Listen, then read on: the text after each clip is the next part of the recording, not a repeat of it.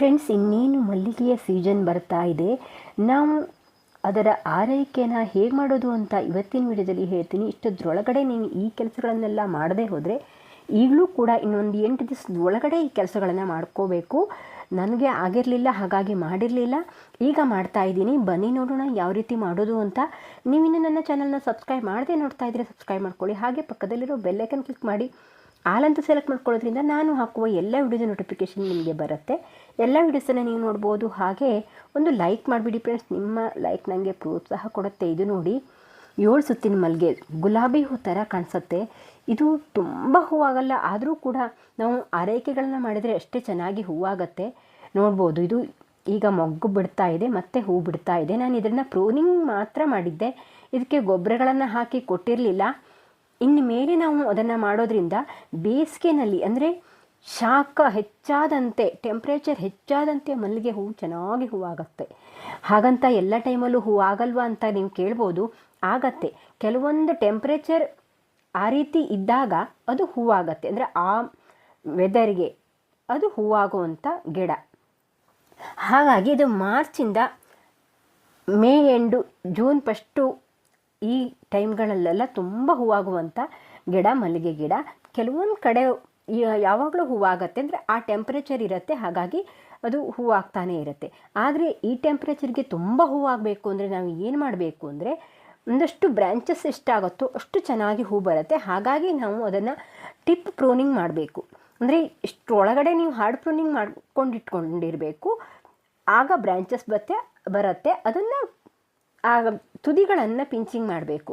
ಆಗ ನೋಡಿ ಬ್ರ್ಯಾಂಚಸ್ ಹೆಚ್ಚಾಗಿ ಗಿಡ ಅಗಲವಾಗಿ ಬೆಳೆಯುತ್ತೆ, ಅದು ಚೆನ್ನಾಗಿ ಹೂವಾಗುತ್ತೆ. ನೋಡಿ, ಆಲ್ರೆಡಿ ನಾನು ಇಲ್ಲೆಲ್ಲ ಬ್ರ್ಯಾಂಚಸ್ನೆಲ್ಲ ಕಟ್ ಮಾಡಿದ್ದೀನಿ. ಹಾಗೆ ಆ ಬ್ರ್ಯಾಂಚಸನ್ನು ಕಟ್ ಮಾಡಿದ ಮೇಲೆ ಅದಕ್ಕೆ ಅಷ್ಟೇ ಗೊಬ್ಬರಗಳನ್ನು ಹಾಕಬೇಕು. ನೋಡ್ಬೋದು, ಇದು ರೂಟು ತುಂಬ ಜಾಸ್ತಿ ಆಗಿಬಿಟ್ಟಿದೆ. ಈ ಟೈಮಲ್ಲಿ ನಾವು ಅದನ್ನು ರಿಪೋರ್ಟಿಂಗ್ ಕೂಡ ಮಾಡ್ಕೋಬೇಕಾಗಿತ್ತು. ಆದರೆ ನಾವು ಫೆಬ್ರವರಿ ಒಳಗಡೆ ಅದರ ರಿಪೋರ್ಟಿಂಗ್ ಮಾಡ್ಕೋಬೇಕಾಗಿತ್ತು. ನಾನು ಮಾಡ್ಕೊಂಡಿಲ್ಲ, ತುಂಬ ಭಾರ ಇದೆ ಇದು ಅಂತ. ನನಗೆ ಆರೋಗ್ಯ ಸರಿ ಇಲ್ಲದೆ ಇರೋದ್ರಿಂದ ನಾನು ಮಾಡಿಲ್ಲ. ಗೊಬ್ಬರನಾದರೂ ಹಾಕಿ ಕೊಟ್ಟರೆ ತುಂಬ ಚೆನ್ನಾಗಿ ಹೂವಾಗತ್ತಲ್ಲ ಅಂತ ನಾನು ಗೊಬ್ಬರಗಳನ್ನು ಹಾಕ್ಕೊಡ್ತೀನಿ. ಈಗ ಏನು ಗೊಬ್ಬರ ಹಾಕ್ತೀನಿ ಅಂತ ತೋರಿಸ್ತೀನಿ ಬನ್ನಿ. ನೋಡಿ, ಇಷ್ಟೊಂದು ಬೇರುಗಳು, ಅಂದರೆ ಜಡಕ್ಕೆ ಅಂದರೆ ಏನು ಹೇಳ್ತಾರೆ ಅಂತ ನಮ್ಗೆ ಗೊತ್ತಾಗಲ್ಲ, ಅಷ್ಟು ಬೇರು ಬಂದುಬಿಟ್ಟಿದೆ. ಇದನ್ನು ರಿಪೋರ್ಟಿಂಗ್ ಮಾಡ್ಕೊಂಡಿದ್ರೆ, ಅಂದರೆ ರೂಟ್ ಪ್ರೂನಿಂಗ್ ಮಾಡ್ಕೊಂಡಿದ್ರೆ ತುಂಬ ಚೆನ್ನಾಗಿ ಹೂ ಬಿಡ್ತಿತ್ತು. ಆದರೂ ಕೂಡ ನೋಡೋಣ, ನಮ್ಮ ಈ ರೀತಿ ಆರೈಕೆಗಳನ್ನು ಮಾಡಿಕೊಡೋಣ. ಹೇಗೆ ಹೂ ಬಿಡುತ್ತು ಅಂತ ನಾನು ಮುಂದಿನ ವಿಡಿಯೋಗಳಲ್ಲಿ ನಾನು ನಿಮಗೆ ತೋರಿಸ್ತೀನಿ. ಅದನ್ನು ಕಳೆಗಳನ್ನೆಲ್ಲ ಕಿತ್ತು ನಾನು ಸ್ವಲ್ಪ ಆ ಬೇರನ್ನು ಇಲ್ಲಿ ಮೇಲಿಂದನೇ ಸ್ವಲ್ಪ ಕುಕ್ಕಿ ಆ ಬೇರನ್ನೆಲ್ಲ ಸ್ವಲ್ಪ ಲೂಸ್ ಮಾಡ್ಕೋತೀನಿ. ಈ ರೀತಿ ಇದ್ದಾಗ ನಾವು ಹಾಕಿರೋವಂಥ ಫರ್ಟಿಲೈಸರ್ ಕೂಡ ಹೋಗಲ್ಲ, ಮತ್ತು ನಾವು ಏನು ಹಾಕಿದರೂ ಕೆಳಗಡೆ ನೀರು ಕೂಡ ಇಳಿದು ಹೋಗಲ್ಲ. ಹಾಗಾಗಿ ಈ ರೀತಿ ಮಾಡ್ತೀನಿ. ನಾನು ಇಷ್ಟು ದಿವಸ ಯಾವುದೇ ಫರ್ಟಿಲೈಸರನ್ನು ಮಾಡಿದರೂ ಇದಕ್ಕೂ ಕೂಡ ಹಾಕ್ತಿದ್ದೆ, ಯಾಕಂದರೆ ಹೂವಾದರೂ ಬಿಡಲಿ ಅಂತ. ಏನೂ ಅದಕ್ಕೆ ಟ್ರೀಟ್ಮೆಂಟನ್ನು ಮಾಡಿರಲಿಲ್ವಲ್ಲ, ಕಟ್ಟಂತ ಮಾಡಿದ್ದೆ. ಹಾಗಾಗಿ ಫರ್ಟಿಲೈಸರನ್ನು, ಲಿಕ್ವಿಡನ್ನು ಹಾಕ್ತಾ ಬಂದಿದ್ದೆ. ಹಾಗಾಗಿ ಅದು ಚಿಗುರಿ ಹೂ ಬಿಡ್ತಾ ಇದೆ. ನೋಡ್ಬೋದು, ಈಗ ನಾವು ಮಣ್ಣನ್ನು ಲೂಸ್ ಮಾಡಿ ಸ್ವಲ್ಪ ಆ ಬೇರನ್ನು ಲೂಸ್ ಮಾಡಿ ಕೊಡ್ತೀನಿ. ಹಾಗೆ ನಾನಿಲ್ಲಿ ಒಂದು ಗೊಬ್ಬರವನ್ನು ಹಾಕ್ತೀನಿ. ನೋಡಿ, ಇದು ವರ್ಮಿ ಕಂಪೋಸ್ಟು, ಕೌಡಂಗ್ ಕಂಪೋಸ್ಟು, ಬೋನ್ ಮಿಲ್ಲು, ಮತ್ತು ನಾನು ಇದಕ್ಕೆ ನೋಡಿ ಎಷ್ಟೆಷ್ಟು ಹಾಕ್ತೀನಿ, ಒಂದೊಂದು 2 ಮುಷ್ಟಿ ಆಗುವಷ್ಟು ಹಾಕ್ತೀನಿ. ಇವೆಲ್ಲವನ್ನು ಹಾಕೋದ್ರಿಂದ ಮಣ್ಣಿನ ಫಲವತ್ತತೆ ಹೆಚ್ಚಾಗತ್ತೆ. ವರ್ಮಿ ಕಂಪೋಸ್ಟು ಹಾಕ್ತೀನಿ, ಮತ್ತು ಕೌಡಂಗ್ ಕಂಪೋಸ್ಟನ್ನು ಸ್ವಲ್ಪ ಜಾಸ್ತಿ ತೊಗೊಂಡಿದ್ದೀನಿ. ನೋಡ್ಬೋದು, ಇಲ್ಲಿ ಉಳಿದ ಎಲ್ಲ ಗೊಬ್ಬರಗಳನ್ನು ನಾನು 1 ಅಥವಾ 2 ಮುಷ್ಟಿ ನಾನು ಇದೇ ರೀತಿ ಮಿಕ್ಸ್ಚರ್ನ ಮಾಡಿಟ್ಕೋತೀನಿ. ಇದನ್ನು ದಾಸವಾಳ ಗಿಡಕ್ಕೂ ನಾನು ಹಾಕಿದ್ದೆ.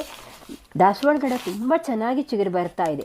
ಆಗ ನಾನು ಇದನ್ನು ಹಾಕಿರಲಿಲ್ಲ. ನೇಮ್ ಕೇಕ್ ಪೌಡ್ರ್ ಇದನ್ನೆಲ್ಲ ನಾನು ಮೀಶೋದಿಂದ ತಂದುಕೊಂಡಿರುವಂಥ ಕಾಂಬೋ ಆಫರಲ್ಲಿ ತರಿಸ್ಕೊಂಡಿರೋದು. ನಿಮ್ಗೆ ಯಾರಿಗಾದರೂ ಬೇಕಾದರೆ ಪ್ರಾಡಕ್ಟ್ ಲಿಂಕ್ ಅಂತ ಫ್ಲಿಪ್ಕಾರ್ಟಿಂದ ಬರುತ್ತೆ, ನಾನು ಹಾಕ್ತೀನಿ, ಅದನ್ನು ನೋಡ್ಕೋಬೋದು.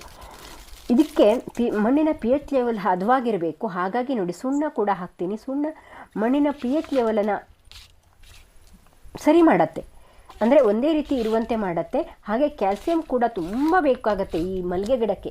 ಹಾಗಾಗಿ ಕ್ಯಾಲ್ಸಿಯಂ ಯುಕ್ತ ಗೊಬ್ಬರವನ್ನು ನಾವು ಇದಕ್ಕೆ ಹಾಕಬೇಕಾಗತ್ತೆ ಸ್ವಲ್ಪ. ಅದಕ್ಕಾಗಿ ನಾನು ಇಲ್ಲಿ ಸುಣ್ಣವನ್ನು ಕೂಡ ಮಿಕ್ಸ್ ಮಾಡಿಕೊಂಡು ಹಾಕ್ತಾಯಿದ್ದೀನಿ. ಹಾಗೆ ಸ್ವಲ್ಪ ಎಪ್ಸಮ್ ಸಾಲ್ಟನ್ನು ಕೂಡ ಹಾಕ್ತೀನಿ. ಎಪ್ಸಮ್ ಸಾಲ್ಟ್ ಬೇರಿಗೆ ಸ್ಟ್ರೆಂತನ್ನು ಕೊಡುತ್ತೆ, ಬೇರು ಸ್ಟ್ರೆಸ್ ಆಗೋದನ್ನು ತಪ್ಪಿಸುತ್ತೆ, ಬೇರು ಚೆನ್ನಾಗಿ ಬರಲಿಕ್ಕೆ ಹೆಲ್ಪ್ ಆಗುತ್ತೆ, ಮತ್ತು ಹಳದಿ ಆಗೋದನ್ನು ತಪ್ಪಿಸುತ್ತೆ. ಅದಕ್ಕೆ ಮೆಗ್ನೀಷಿಯಮ್ ಫೋಟೋಸಿಂಥಸಿಸ್ ಕ್ರಿಯೆ ಹೆಚ್ಚಾಗಲಿಕ್ಕೆ ಹೆಲ್ಪ್ ಮಾಡುತ್ತೆ. ಹಾಗಾಗಿ ಇದನ್ನು ಕೂಡ ಎಪ್ಸಮ್ ಸಾಲ್ಟನ್ನು ಕೂಡ ನಾನಿಲ್ಲಿ ಹಾಕ್ತಾ ಇದ್ದೀನಿ.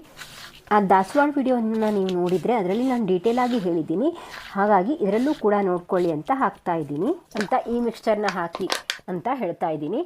ನೋಡಿ, ಈ ರೀತಿ ಮಣ್ಣನ್ನು ಸ್ವಲ್ಪ ಒಳಗಡೆ ಎಲ್ಲ ಲೂಸ್ ಮಾಡಿಕೊಂಡು ನಾನು ಈ ಗೊಬ್ಬರವನ್ನು ಹಾಕ್ತೀನಿ.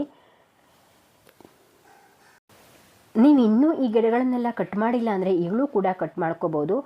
ಈಗ ಟೆಂಪ್ರೇಚರ್ ಸ್ವಲ್ಪ ಮಟ್ಟಿಗೆ ನಮ್ಮ ಮಲೆನಾಡು ಕಡೆ ಎಲ್ಲ ಅಂಥ ಏನು ಬಿಸಿಲಿನ ವಾತಾವರಣ ಇಲ್ಲ, ಹದವಾಗಿದೆ.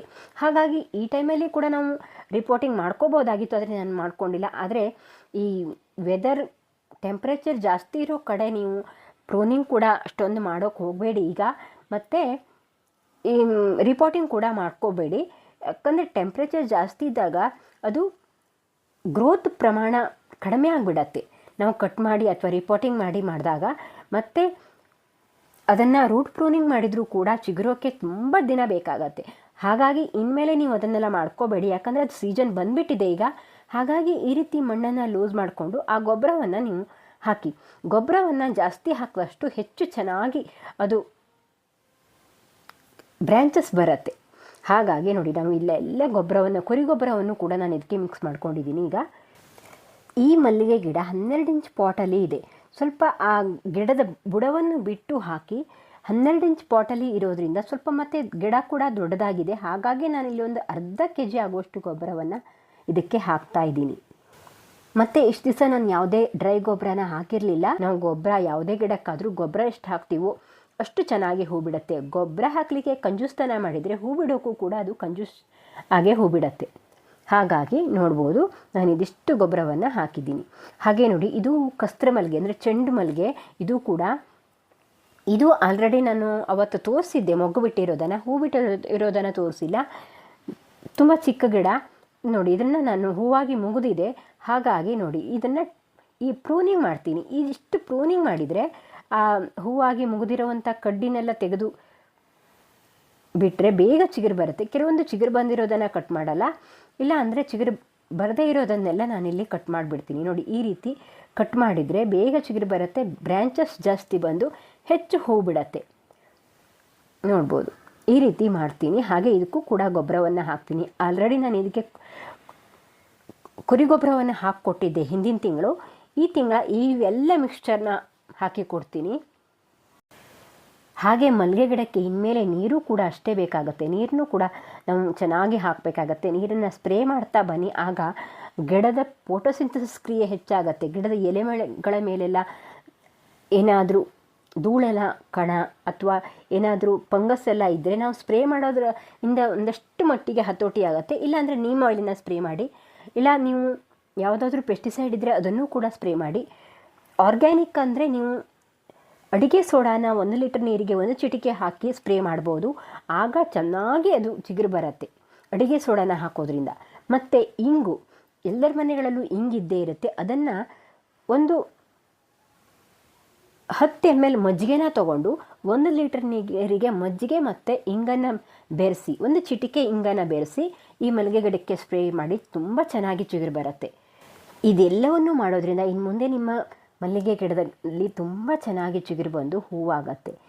ಈ ವಿಡಿಯೋ ಹೇಗಿತ್ತು ಅಂತ ಕಾಮೆಂಟ್ ಮಾಡಿ. ಇನ್ನೇನಾದರೂ ಡೌಟ್ ಇದ್ದರೆ ಕಾಮೆಂಟ್ ಮಾಡಿ. ಈ ಮಲ್ಲಿಗೆ ಗಿಡದ ಆರೈಕೆ ಬಗ್ಗೆ ಒಂದಿಷ್ಟು ಹೇಳಿದ್ದೀನಿ. ಇನ್ನೂ ಸಬ್ಸ್ಕ್ರೈಬ್ ಮಾಡಿದ್ರೆ ಸಬ್ಸ್ಕ್ರೈಬ್ ಮಾಡಿಕೊಂಡು ವಿಡಿಯೋನ ನೋಡಿ ಅಂತ ಹೇಳ್ತಾ ಇಲ್ಲಿವರೆಗೆ ವಿಡಿಯೋನ ನೋಡಿದ್ದಕ್ಕೆ ಧನ್ಯವಾದ.